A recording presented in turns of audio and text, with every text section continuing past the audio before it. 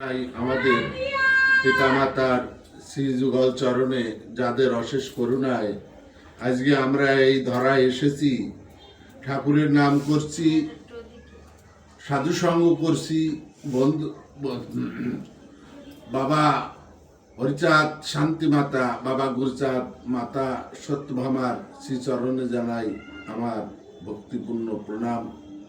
প্রণাম জানাই সকল গুরু গোসাইদের শ্রীযুগল চরণে, প্রণাম জানাই যেখানে যত হরিভক্ত আছেন এবং যারা আমাদের এই গ্রন্থ পাঠ শুনছেন তাদের শ্রীযুগল চরণে। আমাদের এই ঠাকুরের গ্রন্থ পাঠ চলাকালীন যদি কোনো ভুল ত্রুটি হয় নিজ গুণে ক্ষমা করে দেবেন, আশীর্বাদ করবেন। আমরা যতদিন বেঁচে থাকি যেন সঠিকভাবে ঠাকুরের নাম করতে পারি। জয় হরিবল। শ্রী শ্রী ভক্তিলামৃত পুত্রের জন্ম ও মৃত্যু। তাহলে আমরা কালকে পড়েছিলাম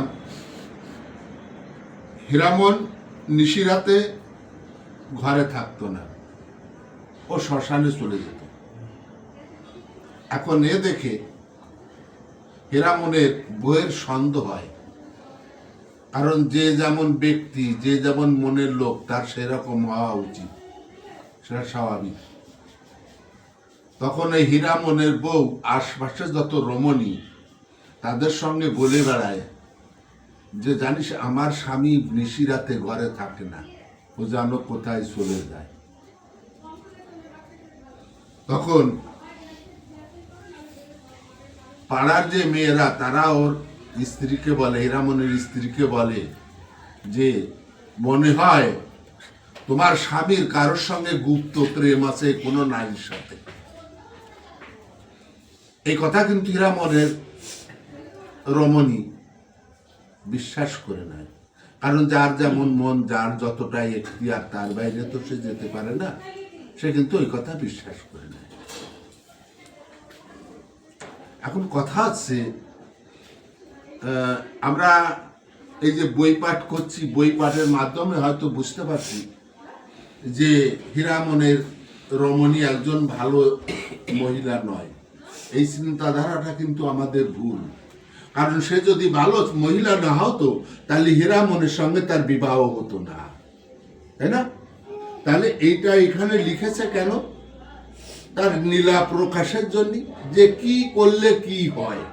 তাহলে আমরা কোনভাবে চলবো, কোনভাবে না চলবো, তার নিদর্শন এখানে দিয়ে গেছে। কিন্তু এখানে লেখা রয়েছে বলে আমরা যদি চিন্তা ভাবনা করি যে হীরামনের বউ একজন খারাপ মহিলা, এটা ভুল হবে।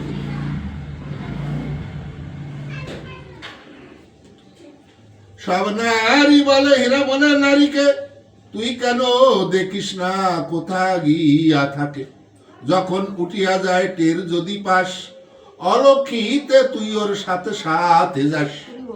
তাহলে কি বলছে? তা তোর স্বামী কোথায় যায় তা তুই দেখিস না কেন? এটা তো তোর দেখার কর্তব্য। ও যখন উঠে যায় নিশি রাতে, ওর পিছন পিছন যাবি, যে তুই দেখবি ও কোথায় যায়। সন্দেহ তো প্রগড় হয়েছেই, যেহেতু ওই যে পাড়ার মহিলারা যুক্তি দিয়েছে তোর স্বামীর কারোর সঙ্গে গুপ্ত প্রেম আছে, তাতে ওর বইয়ের তো সন্দেহ বেড়ে যাওয়া স্বাভাবিক।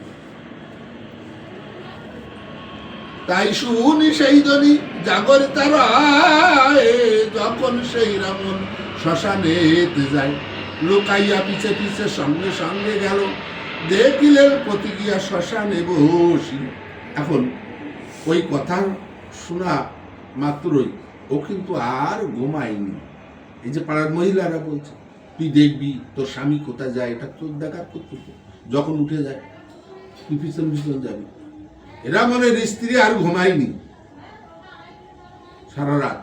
যখন নিশিরাতে হীরামন উঠে শ্মশানে গেছে, তখন ওই হীরামনের বউ আস্তে আস্তে হীরামনের পিছে পিছে রওনা করেছে।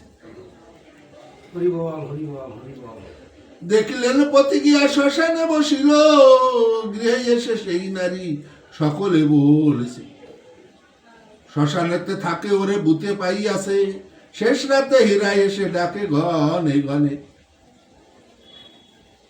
তার নারী জাগরিতা ডাক নাই শোনে।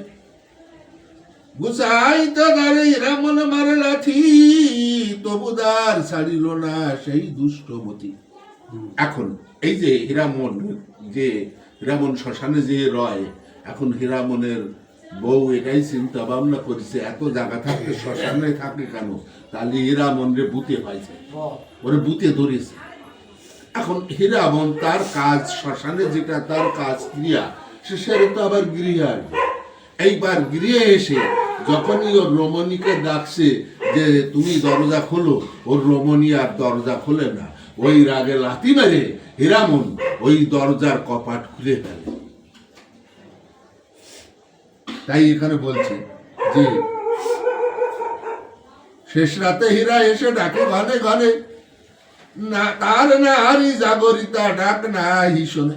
গুসাইতে দ্বার হীরামন মারে লাথি, তবু দ্বার ছাড়িল না সেই দুষ্টমতি। তবুও হীরামনকে ঘরে ঢুকতে দিল না, যে ওকে বুতে পাইছে।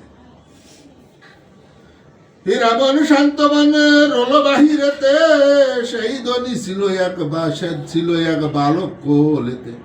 সকালে হইল ব্যাধি দিনগত হয়, শ্বাস বদ্ধ মৃত্যু হলো সন্ধ্যার সময়। এখন এই হীরামনের এক ছেলে, হীরামন যখন মানে দৈব যোগে হীরামনের ব্যাধি হয়, তখন হীরামনকে নিয়ে ফেলে দিয়ে আসে ঠাকুর বাড়ি ওরাকান্দি। ঠাকুর একে যখন ভালো করলো, ভালো করার পরে হীরামনকে বললো তুমি দেশে ফিরে যাও, ঘরে যাও। হীরামন কখনো যে আসতে চাইনি, যে না আমি আর ঘরে যাব না, কারণ আমি তো মারা, আমাকে তো ফেলে দিয়ে গেছে, আমার আর কেউ নেই, তুমি আমাকে বাঁচিয়েছো, এখন তুমি আমার সর্বস্বর, আমি যে কটা দিন বেঁচে থাকবো তোমার এই হরিনাম গুণাগুণ নিয়ে আমি ঘুরে বেড়াবো। তখন ঠাকুর বলেছিল না হীরামন, তোমার গৃহে যেতে হবে, তুমি একজনের কাছে ঋণী আসো। হীরামন বলছে আমি এমন কোনো কাজ করিনি যে আমি কারো কাছে ঋণী যেতে পারি। ঠাকুর বলে না, তুমি ঋণী আসো, কারণ যেহেতু তুমি বিবাহ করিছো, তোমার রমণীর কাছে তুমি ঋণী আসো। কারণ নারীদের একমাত্র সব থেকে মারাত্মক যেটা, সে হচ্ছে তার মাতৃত্ব। প্রত্যেক নারী তার মাতৃত্ব চায়। তাই তুমি তোমার স্ত্রীকে একটা পুত্র সন্তান দিয়ে তার ঋণ শোধ করে তুমি সোজা ঠাকুর বাড়ি চলে এসো, ওরাকান্দি চলে এসো। এই ছেলে ছিল হীরামনের বউয়ের কোলে। যখন ওই রাত্রে হীরামন এলো, হীরামনকে ঘরে ঢুকতে দেয়নি, সারা রাত হীরামন বাইরে বসেছিল, হীরামনের বউয়ের কোলে ছিল এই হীরামনের ছেলে। তখন ওই হীরামনের ছেলের শরীর খারাপ হলো, রোগ হলো, ব্যাধি হলো। তাই বলছে সকালে হইল ব্যাধি দিনগত হয়, শ্বাস বন্ধ মৃত্যু হলো সন্ধ্যার সময়। সকালে রোগগ্রস্ত, সন্ধ্যেবেলায় মৃত্যু হলো। সবে বলে হীরামনে পাগলামি করো, মরিয়াছে পুত্র তব পারো যদি সারো, নহে এই ছেলে লইয়ে ওরাকান্দি যাও, যে মতে বাঁচিলে তুমি সে মতে বাঁচাও।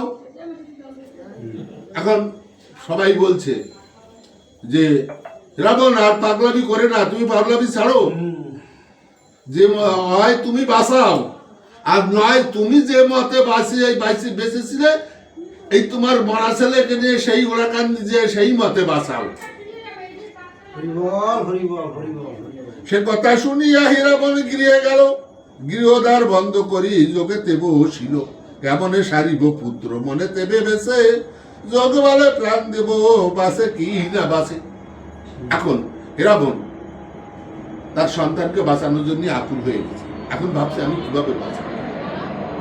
তখন হীরামন কি করলো, ঘরে যেয়ে ওই মৃত ছেলেকে রেখে দরজা বন্ধ করে দিয়ে হীরামন ভাবলো আমি যোগ বলে বাঁচাবো। তখন হীরামন যোগে বসে, এত বলি হরি বলি প্রহেত করে, ছেলের জীবন দিতে মাথা চেপে ধরে। হীরামনের রমণী কহিছে তাহারে, মারা ছেলে রাখো কেন কোলে এসো ওরে ফেলে, মুখ কাছে মুখ দিয়া দেহে দিবে প্রাণ, বালকের মুখ যাবে করিয়াছে বাদন। এখন এই হীরামন যোগে বসে যখন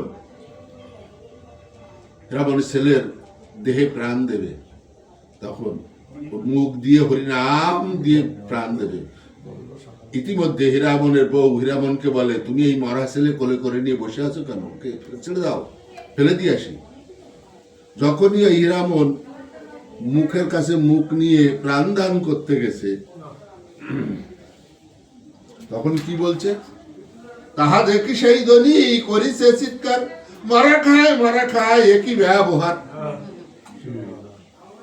হীরামন তার ছেলেকে মুখ প্রাণ দান করতে যাচ্ছে, ঠিক আছে? হীরামনের বউ ওইটা দেখে বাইরে চিৎকার করে লোকজন জড়ো করে ফেলেছে, দেখো ওরে বুঝতে পাইছে, ওর মানুষ খায়, জ্যান্ত মানুষ খায়, মরা খায়। তাহলে একজন সাধক যখন সাধনায় বসে, তাকে যদি বিঘ্ন ঘটানো হয়, তার সাধনায় সিদ্ধি লাভ হয়, তাহলে আমাদের কর্মক্রিয়া কি হবে? কোনো একজন সাধক, কোনো একজন সাধু ব্যক্তি, সে যদি তার সাধনা সিদ্ধি করতে বসে, তাকে সে যখন আরো সামনের দিকে এগিয়ে যেতে পারে, এটাই হবে আমাদের কর্তব্য। না করতে হবে তার ঠ্যাং ধরে নিচে নামা। বর্তমানে সেটাই এসে দাঁড়াইছে, যাতে নিচেই নামে, বেশিরভাগ তাই দেখা যায়।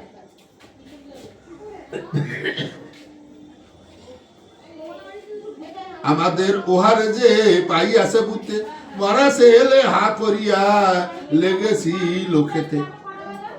দেখো দেখো তোমরা সবাই, আমার ওই হীরামন আমার স্বামীকে ভূতে পেয়েছে, ওই হা করে আমার মরা ছেলে খেতে লেগেছে। ও তার জানছে না যে ওর ছেলে প্রাণ দান দেওয়ার জন্য মুখের কাছে মুখ নিচ্ছে। আর তার আগে সন্দেহ রয়েছে, ওই যে হীরামন শ্মশানে যেত, তাহলে ওর ভূতে পাইছে, আর ওই ভূতে পাইছে তার জন্য ওই মরা খাচ্ছে। ওটা আরো বিশ্বাস গড় হয়ে উঠেছে। এত শুনিয়া সাধু ক্রোধ উপার্জিল, বালককে জিয়া তবে বাহিরে আসিল, বালকে লইয়া সবে ফেলাইয়া দিল, ক্রোধাতে চৈতন্য বালা কহিতে লাগিল। যখন ওই কথা বলার পরে আর হীরামন ওর ছেলেকে বাঁচালো না, কারণ ওর তো ধ্যান ভঙ্গ হয়ে গেল। ক্রোধ করে হীরামন ঘর থেকে বাইরে চলে গেল। আমরা ভেবেছি সবে বেঁচে এলো হিরে, হরিচাঁদ বাঁচাইয়া আছে হরিনাম ধরে, কবু নহে ওরে দিতে পাইয়াছে, নিশা কিংবা ব্রহ্মদত্ত জীবন দিয়াছে। যখন ঠাকুর হীরামনকে বাঁচিয়েছিল, হীরামন যখন দেশে এসেছিল, দেশে আসার পরে সবাই জয় জয়কার করেছিল যে না, এই হরিচাঁদ ঠাকুরকে আমরা ভুল বুঝেছিলাম, উনি একজন সামান্য মানুষ নয়, উনি একজন মহামানুষ। এই উনি হরিদাস নাম ধরেছে, ওনার দেহে শ্রীহরি আবির্ভূত হয়েছে, উনি মরা মানুষ বাঁচিয়েছে।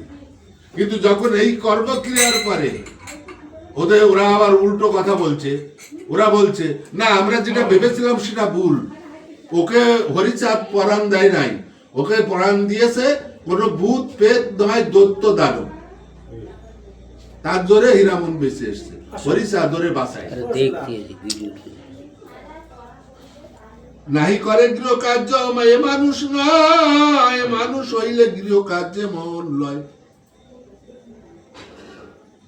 হীরা যে রীতিনীতি সব গেল বোঝা, বুধ ছাড়াইতে যেন খণ্ড জ্ঞান ইউজা। কি করে সে কাজ করবে, গৃহকর্ম কি করে করবে? মৃত্যুঞ্জয়ের বাড়িতে যখন ঠাকুর দর্শনে গেছিল হীরামন, তখন ঠাকুর ওর পূর্ব স্মৃতি আনার জন্য ওকে কিন্তু হরি রূপ দেখায়নি, ওকে দেখাইছিল রামরূপ। সেই রামরূপ দেখে ও অচৈতন্য হয়ে গেছিল, ও চেতন ছিল না।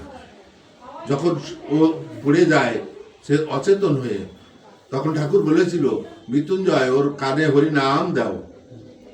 মৃত্যুঞ্জয় গোসাই হীরামনের কানে হরিনাম দিছিল, কিন্তু হীরামন যখন চেতন হলো তখন উঠে কিন্তু আর হরি হরি বলে নাই, ও কিন্তু জয় সীতারাম রাম সীতা বলেছে। তাহলে আমাদের অশ্বিনী গোসাইয়ের গানে আছে অজ্ঞান যাবে, সজ্ঞান যাবে, বাহ্য জ্ঞান সব পড়ে হবে। এই দশা তোর যখন হবে চিদানন্দে উঠবে উঠিসা। তাহলে আমার অজ্ঞান, সজ্ঞান, বাহ্য জ্ঞান সব জ্ঞান যখন চলে যাবে তখন ঠাকুরের দর্শন আমার ভিতর ঢুকবে। তাহলে আমার যদি সেই ভাব হয় তাহলে কি আমার গৃহ কার্যে মন লাগবে? কে আমার ছেলে, কে আমার মেয়ে, কে আমার পিতা, কে বউ, এইগুলো তখন স্মরণ থাকবে না। আর যখনই এইগুলো স্মরণ থাকবে না তখন আমার দেহের ভিতর ঈশ্বরের আবির্ভাব। তাহলে এখন বলছে ওকে ভূতে পেয়েছে, ওই ভূত ছাড়াতে গেলে খণ্ডখানি বোঝা নিয়ে। কে বলছে? চৈতন্য বলা, হীরামনের কাকা। হরিপ্রেম বিকারেতে হীরামন রোগী, কবি কহে ভব ব্যস্ত এই রোগের লাগি।